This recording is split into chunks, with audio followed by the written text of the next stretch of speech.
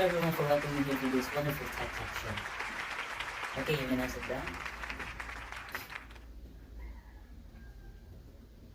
Ladies and gentlemen, have you ever wondered why the Philippine education has been always a hot topic for discussion? What? No? Yeah, it's very hot topic actually. And well, it's because education is the backbone of everyone's country's growth and development. As a Filipino, we all share a collective concern to the future of our nation. And over the years, there have been different philosophical views on education that have shaped the way our schools are run today. And today, we all take a closer look to the varied and opposing philosophical views of the Philippine education. Let's start with the traditional view of the Philippine education. This is rooted in the colonial history of the Philippines, where education was viewed as the means of creating obedient and law-abiding citizens who would serve their colonial masters. Yeah, serve. We were slaves back then.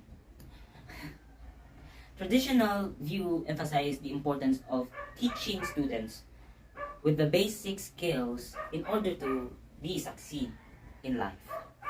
And these basic skills include reading, writing, and arithmetic.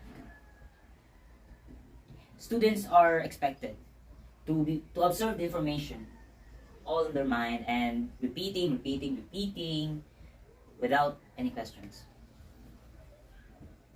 Yeah, it's kind of depressing. It also characterized by a strong emphasis on discipline, authority, and respect for authoritative figures. In this view, education is primarily seen as the means of transmitting knowledge and culture from one generation to another generation. This approach is a teacher-centered and does not meet the needs and interests of the students before. On the other hand, a progressive approach in the Philippine education emerged in response to the limitations of the traditional approach. This view is common to practice in today's Philippine education. In this view, education is seen as the means of promoting social and political change by empowering students to think critically and question the traditional authority structures. The perspective emphasizes the importance of student-centered learning, critical thinking, and problem-solving skills. The progressivist sees that teachers are facilitators rather than an authority figure. Students are encouraged to explore their interests and pursue their passions with the goal of developing highly skilled individuals, yes, who can make a positive contribution to the society. In this way, students are encouraged to ask questions, analyze information, and explore other things in the world, and finding the solutions in the real world on their own way. And this is what embraces in the K-12 program in the Philippines. We are encouraged to create. We encourage to solve the problems in our own way, that we critically think what are the possible solutions that we want to solve in this particular issues in our community and the nation as well.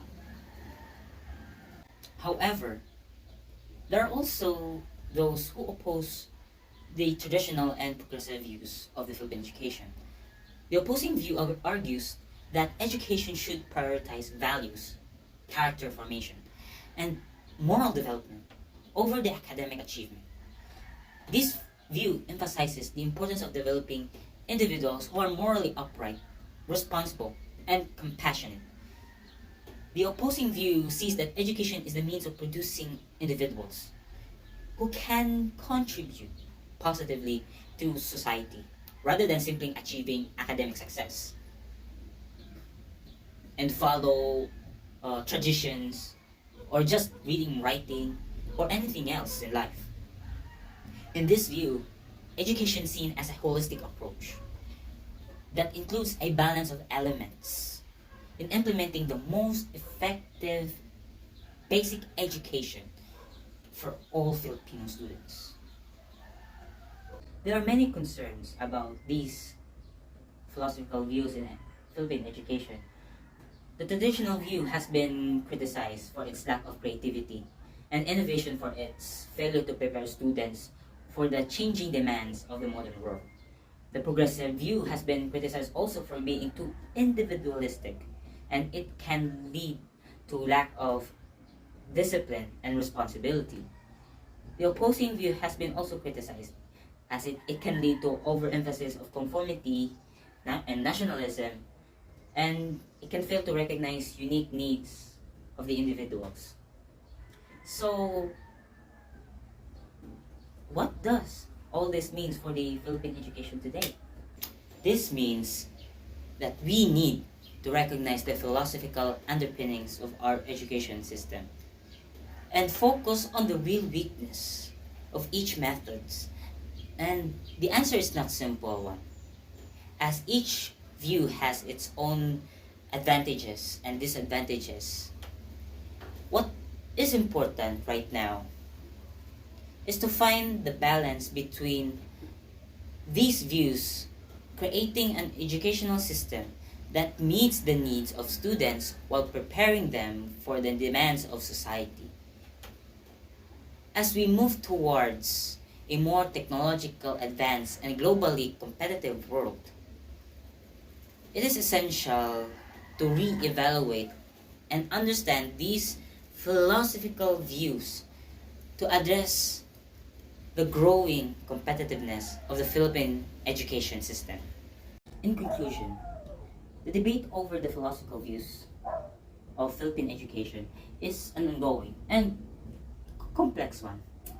While each of these approaches has its own strengths and weaknesses, it is essential that we continue to strive for a balance between them in order to provide our learners with the best possible education. One prepares them for a rapidly changing world we live in, while still nurturing their creativity, critical thinking skills, and moral development. We should bear in mind that education is more than just acquiring academic knowledge and skills. It's also embracing our cultural heritage, shaping our identities, preparing ourselves to become productive members of society.